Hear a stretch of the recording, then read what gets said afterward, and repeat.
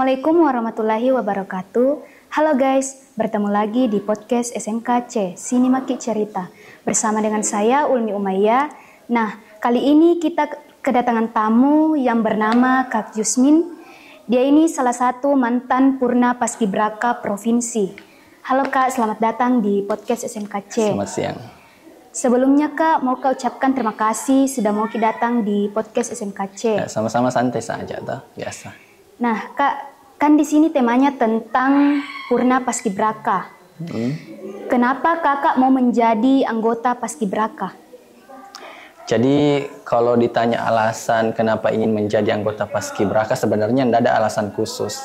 Tapi karena suka yang namanya Paskibraka, terus ada peluang, ada kesempatan, ya kenapa tidak kita coba. Dan juga dalam Paskibraka sebenarnya itu banyak hal yang bisa kita petik. Yang pertama ada namanya melatih mental, ya. Jadi kalau contoh saya secara pribadi, orangnya keras kepala, bagaimana caranya meredam emosi ketika dapat masukan dari para senior maupun pelatih yang pada akhirnya nanti mental kita sudah terbentuk. Yang kedua ada namanya melatih fisik, ya pasti lebih utama juga namanya fisik. Karena seorang anggota Paskibraka tidak bisa bertugas ketika fisiknya lemah. Dan sebenarnya masih banyak lagi, ya. Cukup itu saja. Bagaimana perasaan Kakak sudah terpilih jadi anggota Paskibraka? Kalau mengenai perasaan, ya tentunya bangga. Sebab kenapa? Di tingkat provinsi itu kita tidak hanya membawa nama pribadi, tidak hanya membawa nama sekolah, tetapi juga membawa nama daerah kabupaten.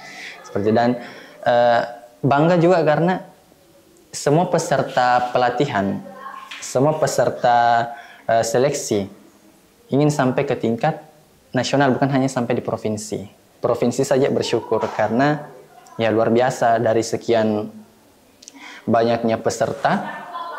Alhamdulillah saya bisa tembus ke tingkat provinsi dengan nilai tertinggi dari kabupaten. Periode tahun keberapa Ki menjadi anggota Paskibraka? Periode tahun 2017 pada saat Indonesia Merdeka yang ke-72 tahun. Bagaimana proses pemilihan Kakak menjadi anggota Paskibraka? Ya, kalau mengenai proses pemilihan menjadi anggota Paskibraka sebenarnya panjang. Karena yang pertama itu ada tim dari tingkat kabupaten turun ke sekolah menyeleksi. Nah, jadi saya masih ingat di lapangan sekolah kita ada sekitar 20 orang, campurlah laki-laki dengan perempuan. Itu diseleksi dengan cara apa?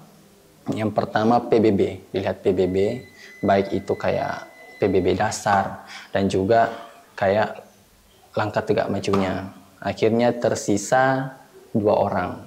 Tersisa saya sendiri dan juga teman perempuan saya yang bernama Luki Arseria Paradila. Kalau tidak salah nama lengkapnya itu. Nah, setelah itu selesai untuk di sekolah untuk ke kabupaten. Selesai seleksi di sekolah untuk kabupaten, kita tunggu sekitar kurang lebih 3 minggu. Ada surat dari kabupaten turun, tertera nama saya dan juga nama Luki bahwa bisa ke tingkat kabupaten untuk seleksi ke tingkat nasional. Jadi setelah sampai di tingkat kabupaten, itu diseleksi lagi untuk ke tingkat provinsi. Jadi sebenarnya ada sedikit cerita untuk pada saat seleksi di kabupaten. Itu sebenarnya sudah terlambat karena orang sudah selesai pemanasan. Kita baru tiba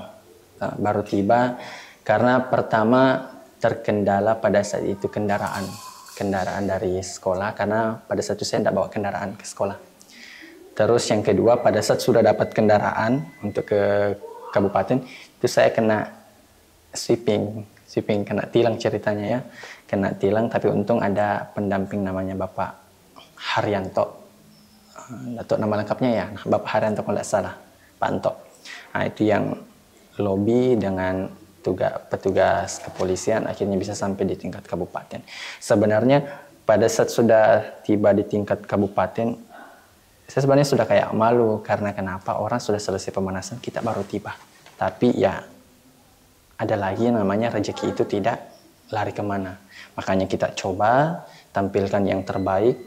Dan saya masih ingat pada saat itu saya berada di posisi saf depan Banjar Tengah. Jadi kesempatan untuk memperlihatkan bahwa saya bisa. Nah, setelah seleksi sebenarnya sudah ada tanda-tanda untuk kayak ke provinsi. Karena kenapa? Setelah seleksi itu saya dipanggil secara pribadi. Secara pribadi oleh tim penilai dari kabupaten. Banyaklah ditanyakan. Salah satunya harus mengutamakan kegiatan paskibraka ini ketika terpilih. Jadi saya mengatakan siap. Nah, setelah itu barulah balik. Setelah seleksi di tingkat kabupaten berakhir, terus kurang lebih 2 minggu baru turun suratnya dari kabupaten bahwa alhamdulillah nama saya terpilih menjadi salah satu anggota paskibraka tingkat provinsi, dan 3 teman lainnya, satunya bernama Muhammad Fuad Hidayat dari Madrasah Aliyah Rantiangin, yang kedua ada namanya Reni itu dari Alia Lambai, yang ketiga ada dari Lapai, tapi saya lupa sekolahnya di mana dia. Intinya dari Lapai atas nama Marwah.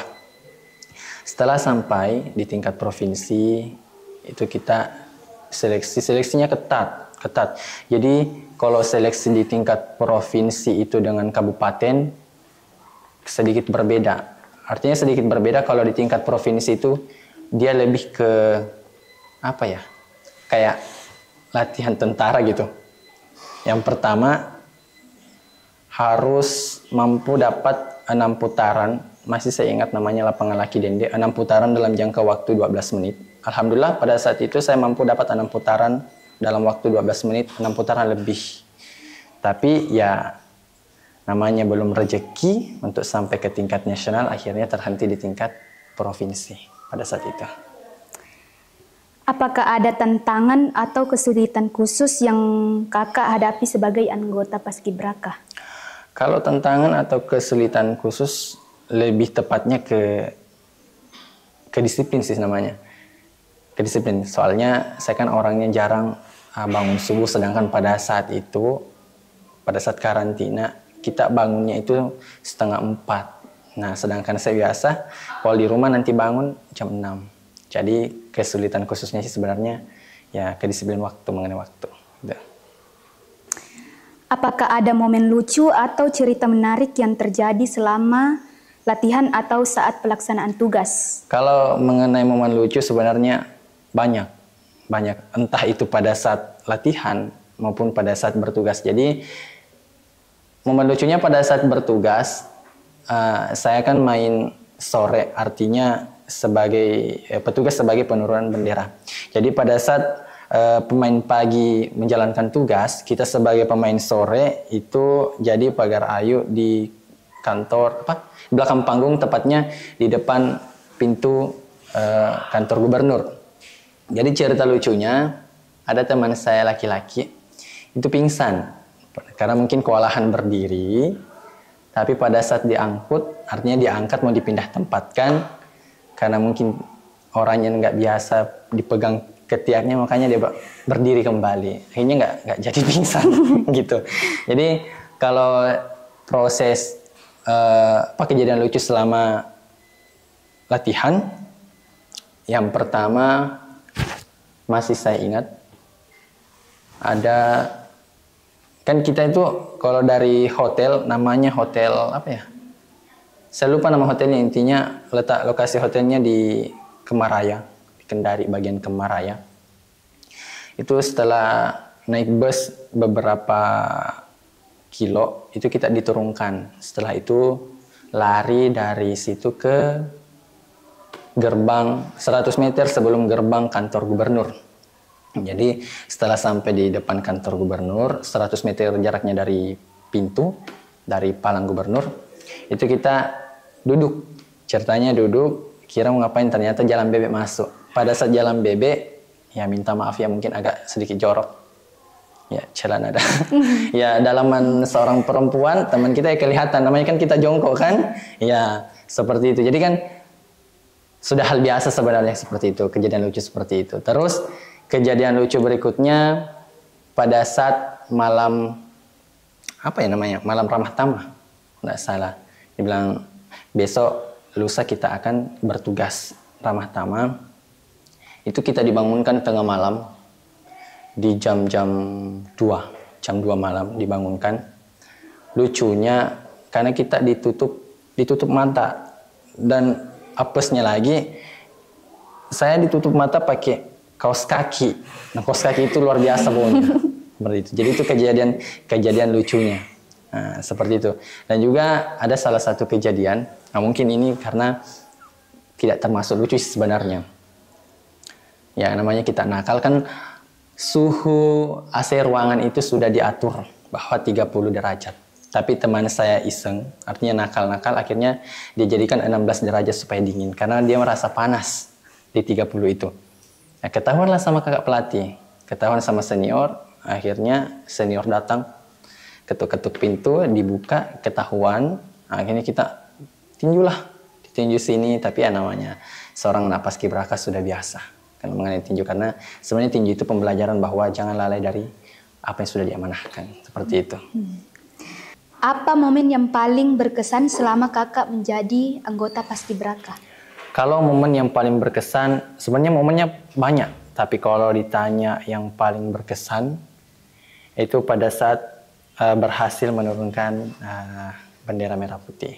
Itu saja, karena yang artinya setelah melakukan tugas berjalan dengan lancar, berarti beban sudah tidak ada, seperti itu. Ini pertanyaan terakhirku, apakah ada pesan atau pelajaran yang ingin kakak bagikan kepada orang-orang yang ingin bergabung dengan paskibraka? Ya, jadi untuk adik-adik saya, baik laki-laki maupun perempuan, ketika ada kesempatan nantinya, jangan tunda. Artinya jangan takut untuk mengambil kesempatan. Jadi kesempatan itu bisa saja tim dari kabupaten langsung turun ke sekolah, atau mungkin hanya sekedar surat turun dari kabupaten ke sekolah, lalu kita beranikan diri untuk mencoba di tingkat kabupaten. Kalau memang rezeki, pasti akan dapat. Yang penting berusaha. Itu saja. Oke teman-teman, itulah tadi perbincangan saya dengan Kak Yusmin. Sekian dari saya, sampai ketemu lagi di episode selanjutnya.